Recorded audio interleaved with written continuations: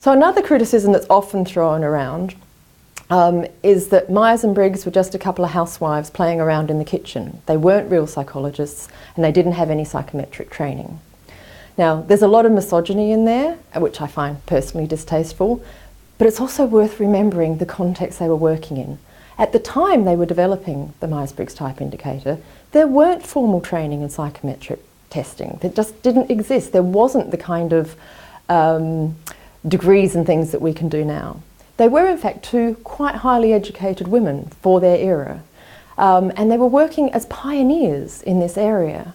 Yes, often at their kitchen table, not because they lived in a kitchen, because that was the biggest table in the house and that was where they did their work and their thinking. But it's often used as a criticism and it's thrown around really unfairly.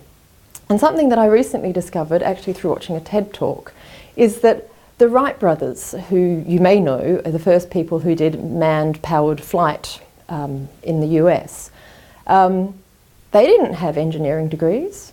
They didn't have any of the scientific background that you might expect in aerodynamics. They ran a bicycle shop. So they knew a thing or two practically. And there were other teams trying to do manned-powered flight at the time, and they were better funded, and they had more education, and they failed.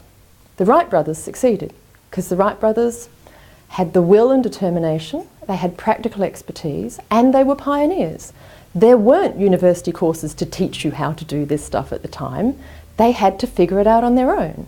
And no one criticises the Wright brothers for not having had the right degrees, because they succeeded.